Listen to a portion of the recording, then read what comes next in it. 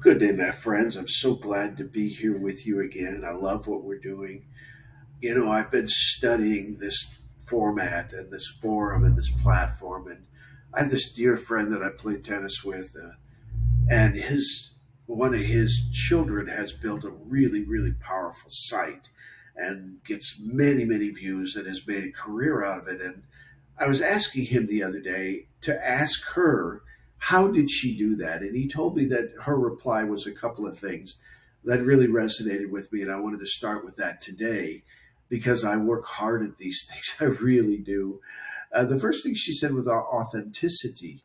And I thought, I'm pretty authentic. I'm pretty transparent. What you see here is what you would meet if you met me for coffee. And I thought that was interesting. And then she said consistency. And I thought, maybe I've been absent more than I've been present, so I'm going to work on that. So I took that one to heart. And then he said, message. The message has to be something that is so clear to you that you communicate to others. And the message that we communicate on this channel is very simple. It is that God has placed inside of each and every one of us something of a story. And it's our job to tell that story. And in this case, we're working through AkelDeema, the Saga, and it is this great epic tale of a man who gets canceled from his professional ministry life and gets cast out and castigated down what he thinks to the lowest form of service, where he has to live in this small town and serve this church that has just a handful, a smattering of people, not knowing that in being authentic and in being responsible and in following the will of God to this place, that he is then called to the greatest mission of his life. And that character's name is Prof Tribute. And people have asked me repeatedly, is Prof Tribute you, meaning me? And my answer is probably parts of him, yeah. But most of all, he is not me, because he is an heroic figure. He is a messianic figure that the scripture, but the story talks about, that allows him to be able to do the hard work of ministry. And so the story appeared to me over a period of days. We talked about that in one of our latest efforts. And the story really is something that grew out of my love for scripture. I've always considered myself something of a scholastic mind and something of a scholar when it comes to scripture. And so as I was studying AkelDeema, and you have to go backwards and find that piece if you're interested. And by the way, you sure should be if you're a preacher, so that you can know something about what happens when preachers get exiled, or holy ones no longer are able to work in the sacred soil. And so AkelDeema then became this obsession of one of my studies, and I have spent different seasons of my life. It's interesting, plowing into different topics and that have matured into titles and works of literature. And I've written 17 books at this point in my life. Rocks that glow. One day they just showed up in my memory, in my prayer, in my meditation time.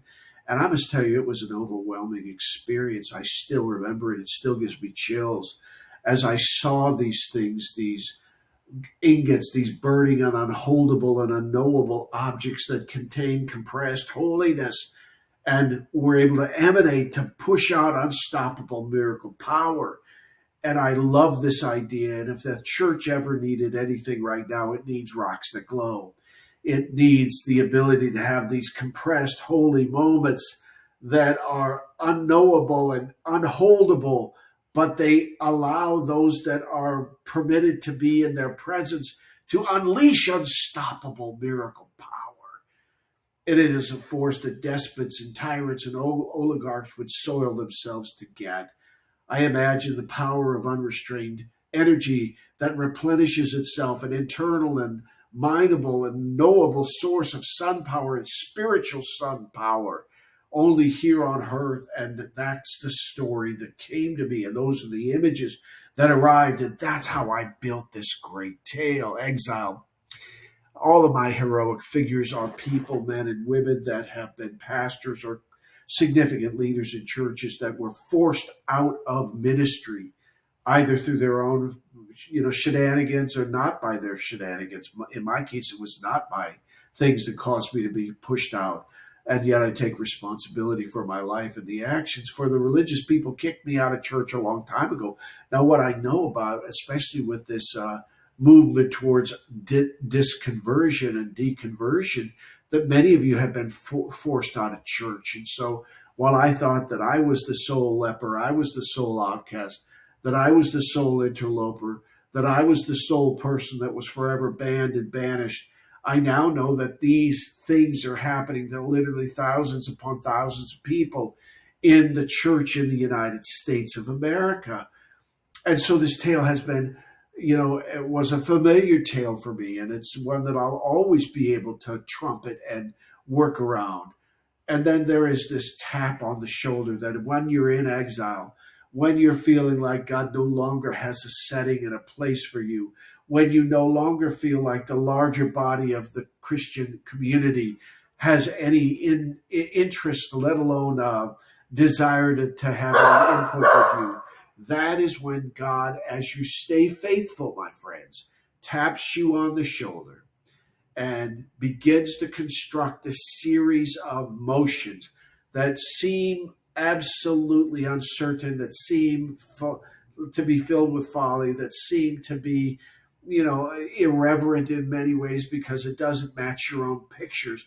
But as you gently and kindly and efficiently and faithfully and with this spirit of humility begin to press into these tiny, tiny pieces of crumb that God begins to drop on your path, God begins to show you a way out. And that's what happened to Prof Tribute, and that certainly is what happens to me as I pursue the faith of God in my writing and in my constancy, and then also in my faithfulness to be a shepherd and a steward of the tales and the material that He has asked me to create, and that I've been able to faithfully do so. In our next chunk, we'll talk about the setting, which is AkelDeema, and it is a captivating tale. If you want to talk to me, it's easy. Drop me a note in the comments. If you don't, just enjoy the content. Till next time, this is Moments with Dr. Steve. I am Dr. Steve. Travel far, my friend. Travel far.